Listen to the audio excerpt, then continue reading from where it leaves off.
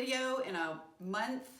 I mean, fourth video in a year is a big deal for me lately. Anyway, this week's topic for the Clutter-Free January, it's hard to believe January's already over, but this week's topic is sentimental and or storage.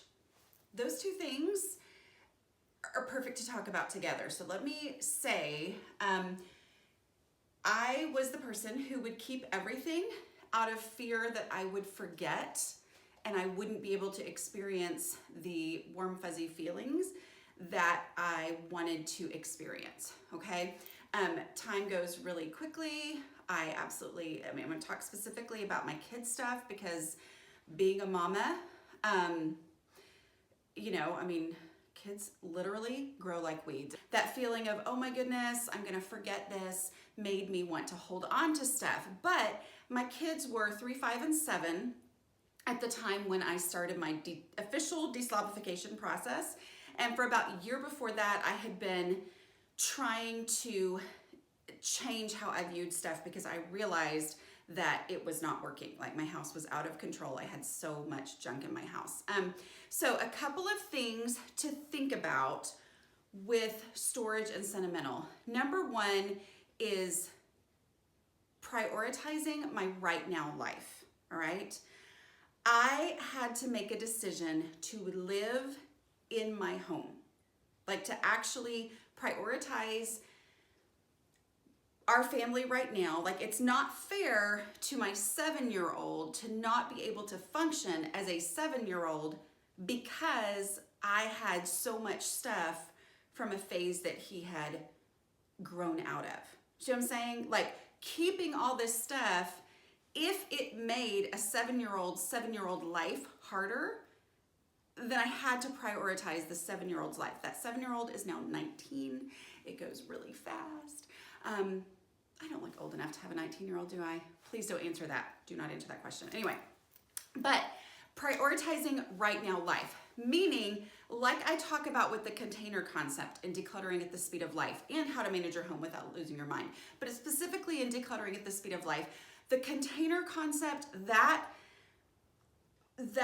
carrying out that realization that every space is a limit and I have to prioritize what goes in there first, helped me realize my entire house is a container. My entire house is the space that we have to live in.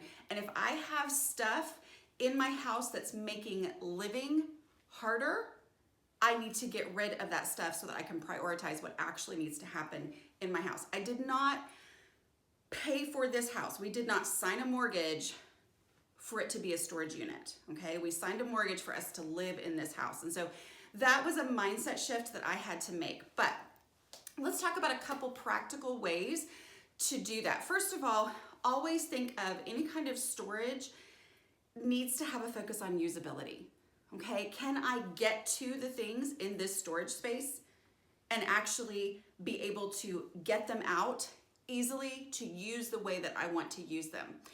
The other thing when it comes to sentimental stuff is to realize if I'm saving it for sentimental reasons, not for being used later as an actual thing to use, but actually because I don't want to forget this, I have found that giving myself permission to keep one is incredibly freeing because I'm not telling myself there's no reason to have baby clothes for a kid who's now 17. The reason is that it gives me all the warm, fuzzy feelings. But here's the thing. One thing gives me warm, fuzzy feelings. An entire box full of things that I actually don't really know what's in there. I just know it's all sentimental, so it all feels really difficult when I think about decluttering. A box that I trip over, a box I have to move to get to the things that I actually need for my life right now. That is not a warm, fuzzy feeling, okay? So I made a decision to give myself permission to keep one of something that felt really overwhelmingly sentimental. And then it was fun to say, okay, what's my favorite thing? If you keep 2 or 3, what's the big deal? Not a big deal, but I keep one. So let me just show you a couple of examples. This right here, my cameraman right now doesn't want to be in the video. I begged, but whatever. He wore this. all right? I wanted to show it like compared to him, but he wouldn't do that. Y'all, I hold this and I feel the softness of it, and it gives me all the warm, fuzzy feelings that I want. Okay? Here is that same person's current thing. Okay, since he wouldn't be in it, I'm gonna do this. See this? All the warm, fuzzy, sentimental feelings that I wanted. But I knew exactly where this was, and it only brings me happy feelings. Because I knew it was on the shelf in my personal closet. Okay, he doesn't have to keep it in his room. It's not his responsibility. He's not the one who cares. He might someday, maybe his wife will be excited to see this and think it's cute. But it brings me all the good, positive feelings. I know where it is. It's not taking up space that I need because it's one little teeny tiny thing that is on, in my personal closet. So it's not like, oh, I don't have room to put my travel pillows that I only need every once in a while, but I do need to keep. I don't have room for that because my closet is filled up with baby clothes for somebody who is now this size, okay? Just keeping one gives me the positive feelings, but it doesn't bring the negative feelings of frustration over having stuff that I'm gonna have to make a decision about. I only have the positive, okay? I have to give a couple more examples. So I kept one outfit per kid. Was not necessarily their coming home from the hospital outfit, because sometimes those look weird because you think the kid's gonna be one size and then they're another, whatever. I just kept my favorite. You can keep whatever you wanna keep, just don't keep it all, and prioritize the life that you actually need to live right now. So here's a couple other things. I kept one pair of cowboy, we live in Texas, one pair of cowboy boots for each of my kids, okay? This is the current cowboy boots. You guys, look. This brings back all the feelings of their cute little toes that are no longer cute, and none of the frustration, okay? So keep one and prioritize the life that you're living right now so that you can have the good feelings and not the negative feelings. But as long as we're talking about storage, let's talk about the stuff that isn't just for sentimental things. It also is like, actually, we might have more kids, or we might, which we won't, anyway, or we might, need this someday, or it's something that comes out once a year or whatever. Everything comes down to the container concept. And here's what that means. It means the space I have is the space I have. What I keep needs to fit comfortably into the space that I have and allow function around it, okay? So that means a closet packed so full that every time I open the door, everything falls out is not actually storage. That's shoved in there, okay?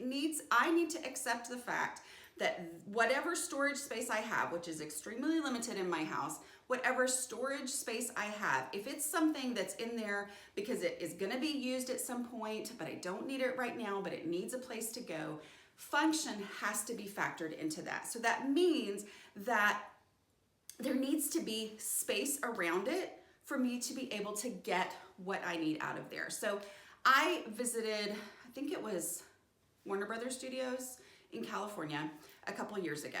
And we got to tour through their storage space, okay? Their space that they have for all their props, things like that, okay? Like furniture pieces, all that kind of stuff that people check out. And they have this amazing organized system, and it's really cool.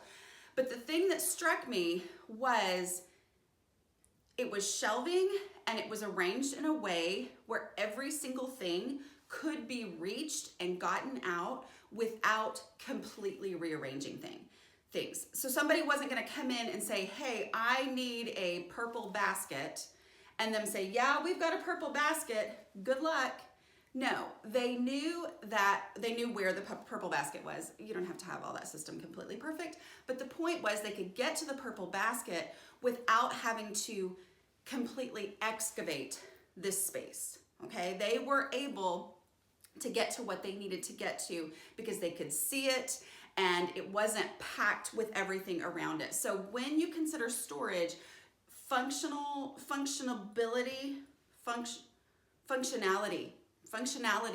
is, it has to be factored in with your storage, okay? Is, can I actually get to this without causing a crap-a-lanch? I'm sorry for the language, but that's, you know, we all know what a crap-a-lanch is, right? Okay, you try to get to something and it means that a huge explosion happens in the rest of the house. So storage has to factor in functionality. Okay, I hope that's helpful. Pick your favorite thing. You can keep anything you want to keep. You just can't keep everything. That's what I have to tell myself. I can keep anything. I just can't keep everything. So that means I have to prioritize and say, if I really want this thing, it needs to have a real space in my home. And here's one last thing. Guys, I thought I liked stuff. I thought I treasured stuff. I thought I treasured stuff. I thought I appreciated stuff more than all these people who were always getting rid of it. I thought that I was the one who really saw the value in things.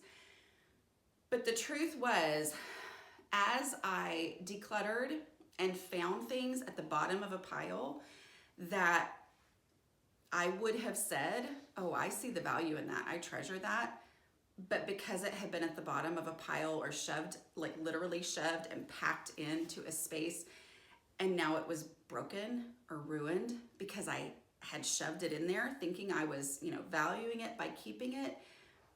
The actual way to value something is to give it the space that it actually needs. Meaning putting it somewhere where I can actually appreciate it, know where it is, get to it if I need it, as opposed to shoved in with a bunch of other stuff where it's just a blur in my brain of what I think I actually have in my house. So hope that was helpful. It's been fun to do Clutter-Free January. We'll see if we keep doing videos. It's the plan. Whatever, who knows? Okay, all right. Check out my books, aslobcomesclean.com/book. And, you know, go listen to any of my 280 something podcasts.